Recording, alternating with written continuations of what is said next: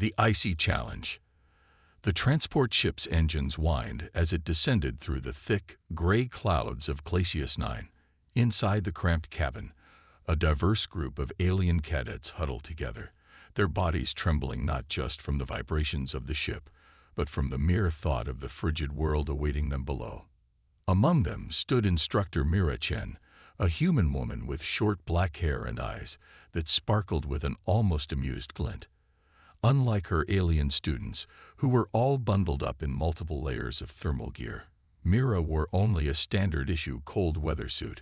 She watched as her students peered anxiously out of the viewports, their faces a mix of dread and fascination as the icy landscape came into view. "All right, cadets," Mira called out, her voice cutting through the nervous chatter. "Welcome to Glacius 9, your home for the next 7 standard days. This survival training exercise will push you to your limits and teach you how to endure in one of the harshest environments the galaxy has to offer." Zixnar, a Vexillian with iridescent scales that were already dulling from the cold, raised a trembling hand. "Instructor Chen, I've reviewed the planet's data. The average temperature is well below the survival threshold for most of our species. How are we expected to last even a single day out there?" Mira's lips curled into a small smile. "That, Cadet Zixnar, is precisely what you're here to learn. The universe doesn't care about your survival thresholds. It's adapt or die out here." The ship touched down with a gentle thud, and the cabin door hissed open. A blast of Arctic air rushed in, causing the alien cadets to recoil. Mira, however, took a deep breath and stepped out onto the icy surface. "Come on, everyone. Time to embrace the chill," she called back, her breath forming small clouds in the frigid air. One by one, the cadets reluctantly followed her out. There were 12 of them in total, representing some of the most promising young minds from across the Galactic Federation. Yet, as they stood on the icy plains of Glacius 9, they all looked equally miserable and out of place. Krila, an Avarian with beautiful feathers that were now puffed up in a desperate attempt to retain heat, stumbled as she stepped onto the ice. "It's so cold," she chittered through her beak. "How are you not freezing, Instructor?" Mira chuckled, reaching out a hand to steady the avian cadet. This is nothing compared to some of the winters back on Earth. You should see Siberia during a cold snap. Now that's what I call freezing." The group stared at her in disbelief. Korzak, a bulky Taurian whose thick fur was already gathering frost, snorted in disbelief. "You're joking, right? This planet is a literal ice ball. How could anywhere on your world be worse?" "Oh, you'd be surprised," Mira replied, her eyes scanning the horizon. "Earth has a bit of everything. Scorching deserts, frozen tundras, dense jungles, you name it. We humans have had to adapt to it all. But that's a story for another time. Right now, we need to start moving. First lesson in cold weather survival: staying still is your enemy." With that, Mira began to lead the group across the icy plain. The cadets struggled to keep up, their movements clumsy and uncoordinated in the unfamiliar terrain. The wind howled around them, driving shards of ice into their faces and making every step a challenge. As they walked, Mira pointed out various features of the landscape, explaining how to read the ice and snow for signs of danger or shelter. The aliens listened intently, their initial skepticism slowly giving way to a grudging respect for their instructor's knowledge. After what felt like hours of trudging through the snow, the group arrived at a small ridge overlooking a vast glacier. Mira called for a break, and the cadets gratefully huddled together, seeking whatever warmth they could find. "All right, everyone," Mira announced, her voice raised to be heard over the wind. "Time for your first real test. See that crevasse about half a kilometer ahead? That's where we'll make our camp for the night." A chorus of groans and protests arose from the group. Lyrax, a Zentari with long, sinuous limbs that were now wrapped tightly around his torso, spoke up. "Instructor, please. We've been walking for hours. Many of us can barely feel our extremities." Surely we can rest here for the night." Mira's expression softened slightly, but her voice remained firm. "I understand you're all struggling, but trust me, that crevasse will offer far better protection from the wind and cold than this exposed ridge. Plus, the sooner you learn to push through discomfort, the better your chances of survival become." She paused, looking each cadet in the eye. "Remember, out here, comfort is a luxury we can't afford. Every decision, every action, must be about maximizing our chances of survival. Now, who's ready to put that into practice?" The aliens exchanged uncertain glances, but slowly, one by one, they nodded their assent. Mira smiled, a hint of pride in her eyes. "Good. Now let's talk about how we're going to safely navigate that glacier. Pay attention, because this could save your life." As Mira began her impromptu lecture on glacier travel, the alien cadets huddled closer, their earlier complaints forgotten as they focused on their instructor's words. Despite the biting cold and their physical discomfort, a new feeling began to stir within the group, a growing sense of determination and curiosity about what other surprises this harsh world and their enigmatic human instructor might have in store for them. The icy wind continued to howl across the frozen landscape of Glacius 9, but within the small group of interstellar cadets, the first sparks of resilience were beginning to ignite. Their journey into understanding the true meaning of survival and the extraordinary adaptability of their human companions had only just begun. Lessons in adaptation. As the group of alien cadets and their human instructor, Mira Chen, made their way across the treacherous glacier, the true nature of their challenge began to sink in. The crevasse that was to be their shelter for the night seemed to grow no closer, despite hours of careful traversing across the ice. Zixnar, the Vexillian cadet, slipped on a patch of black ice, nearly plummeting into a narrow fissure. Mira's quick reflexes saved him, her gloved hand shooting out to grab his arm and pull him back to safety. "Thanks, instructor," Zixnar chittered, his scales a pale blue from the cold and fear. "I don't understand how you're so comfortable in this environment. It's as if the cold doesn't affect you at all." Mira helped the shaken cadet to his feet, a small smile playing on her lips. "Oh, it affects me all right. I'm just better at hiding it. Plus, I've had years of practice dealing with extreme cold. Now let's talk about what just happened and how you can prevent it in the future." The group huddled around as Mira explained the dangers of black ice and how to spot it. As she spoke, Krila, the Avarian, noticed something peculiar.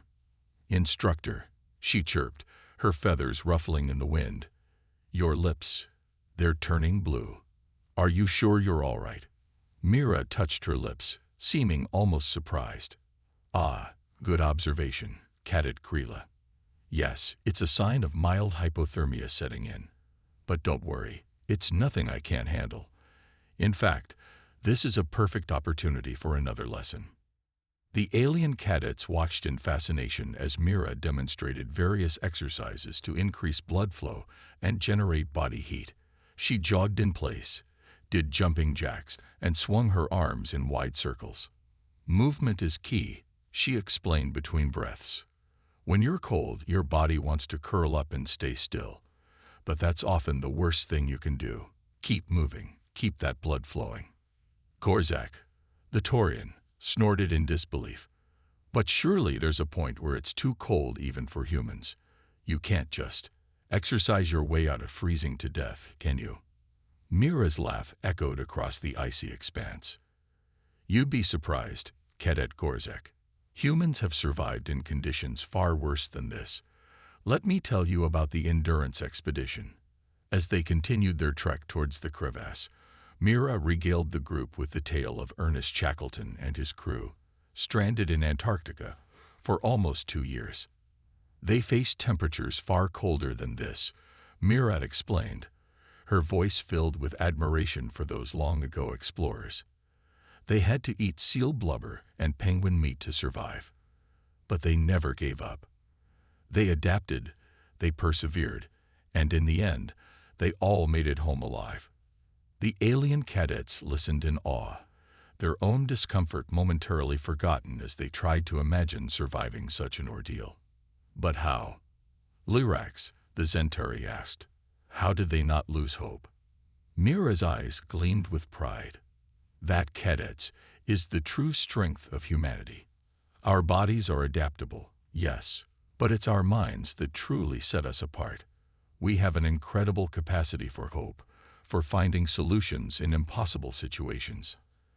As the group finally neared the crevasse, the wind picked up, driving ice crystals into their faces with stinging force.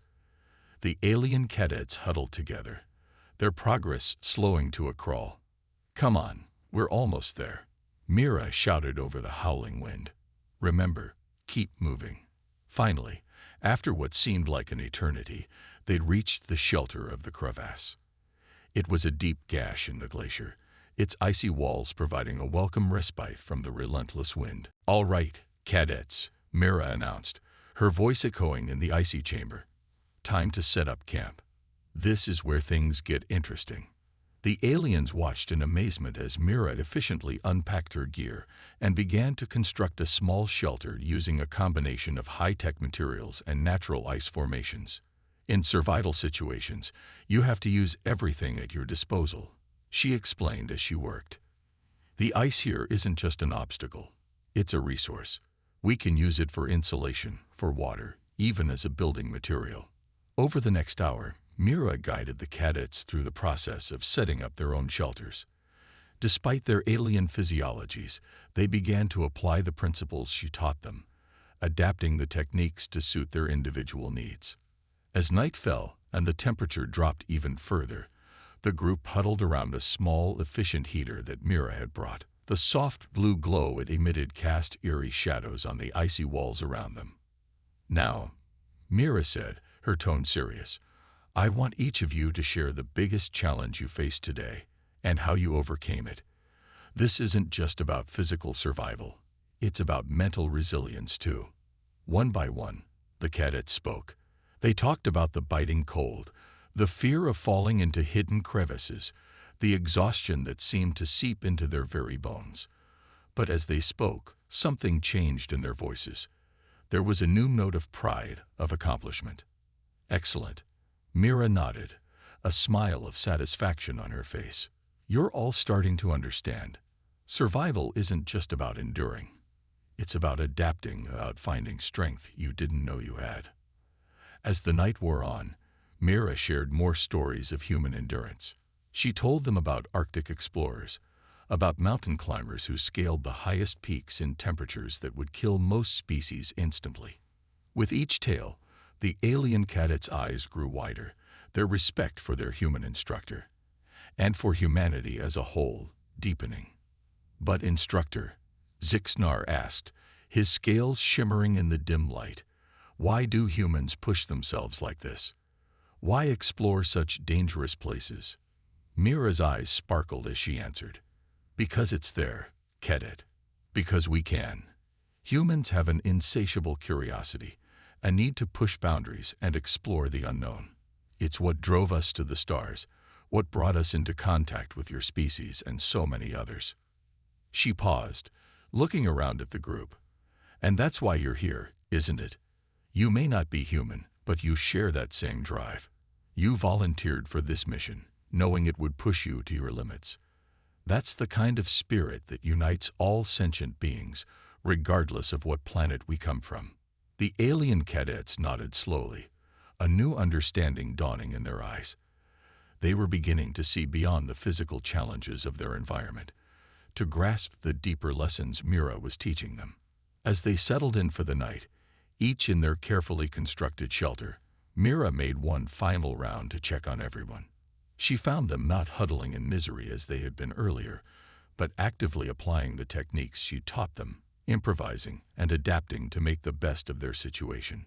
Satisfied, Mira retreated to her own shelter. As she lay down, she smiled to herself. The real challenges were yet to come, but already she could see changes in her students. They were learning, adapting, becoming stronger with each passing hour. Tomorrow would bring new trials, new lessons in survival, But for now, in the quiet of the icy night, the first seeds of resilience had been planted. As Mira drifted off to sleep, she knew that when morning came, her alien cadets would be one step closer to understanding why, to humans, even the harshest cold was just another challenge to overcome. The blizzard's fury. The next morning arrived with an ominous silence. As Mira Chen emerged from her shelter, she immediately sensed something was amiss. The air was thick with tension, and the sky had taken on a foreboding greenish tinge. "Cadets, up and at 'em," Mira called out, her voice echoing through the crevasse. "We've got a situation developing."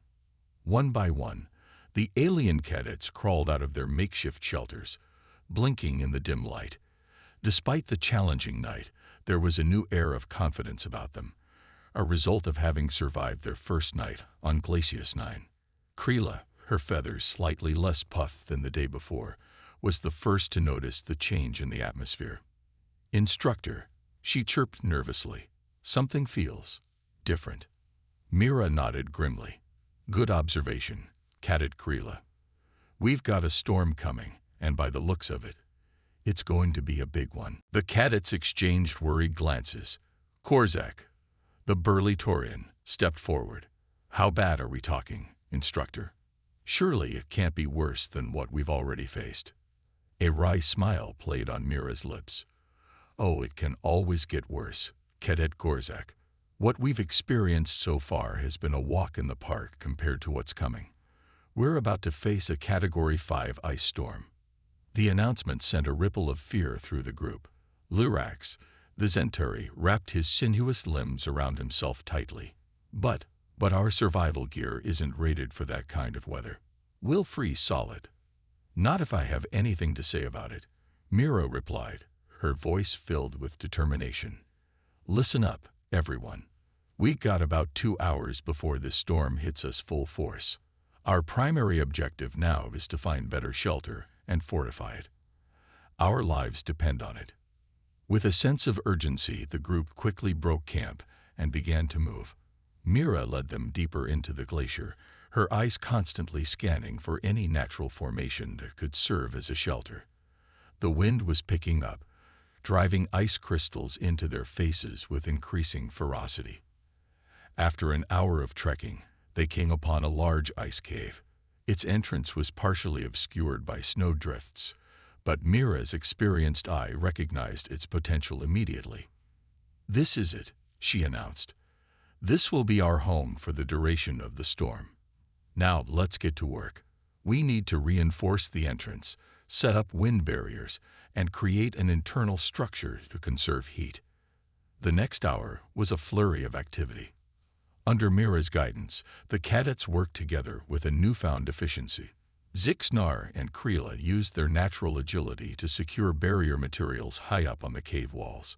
Korzak's strength proved invaluable in moving large ice blocks to create a protective wall at the entrance. Lurax's flexible limbs allowed him to reach into tight spaces, securing their shelter from the inside out. As they worked, the storm drew nearer, the wind howled outside, and the temperature dropped precipitously. But inside the cave, a different kind of energy was building, one of teamwork, determination, and the will to survive. Just as they finished their preparations, the full force of the storm hit. The world outside became a swirling maelstrom of white, the wind screaming like a living thing as it battered against their shelter. Inside the cave, the group huddled together, listening to the fury of the storm. Despite the howling wind and plummeting temperatures, their carefully constructed shelter held firm. "Well done, cadets," Mira said, her voice filled with pride. "You've just accomplished something remarkable. You've created a safe haven in one of the harshest environments imaginable." The alien cadets looked around in amazement, realizing the truth of her words. They had done it. They were surviving. As the hours passed and the storm raged on, Mira used the time to teach more survival skills. She showed them how to melt ice safely for drinking water, how to recognize and treat the early signs of hypothermia, and how to maintain their equipment in extreme cold. The key to survival, Mira explained, her breath visible in the frigid air, is not just about physical endurance. It's about knowledge, preparation, and most importantly, the will to live. Zixnar, his scales now a deep blue of concentration rather than fear, spoke up. Instructor, I've been wondering. How did humans develop such resilience? Surely your home planet can't be as harsh as this. Mira chuckled. Oh, Earth has its share of extreme environments, believe me. But you're right, it's not all like this. Our resilience comes from our history, our evolution. Humans have faced countless challenges throughout our existence. Ice ages, natural disasters, wars. Each challenge forced us to adapt, to become stronger. She paused, looking around at the group. But here's the thing. That capacity for adaptation isn't unique to humans. Each of you has it too. You just need to unlock it. As if to punctuate her words, a particularly violent gust of wind shook their shelter, sending a shower of ice crystals raining down on them. The cadets instinctively huddled closer together. See that? Mira pointed out.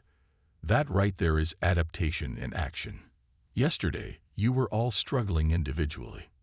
Now you're working as a team, sharing body heat, looking out for each other. That's how you survive in extreme conditions. The storm continued to rage outside, but inside their icy fortress, a transformation was taking place. The alien cadets were beginning to see themselves, and their human instructor, in a new light. They were no longer just students struggling through a difficult exercise. They were survivors, facing one of the harshest environments in the galaxy and holding their ground. As the hours stretched into days, the group fell into a routine. They took turns monitoring the storm, reinforcing their shelter, and practicing the survival skills Mira taught them. They shared stories of their homeworlds, finding common ground in their diverse experiences.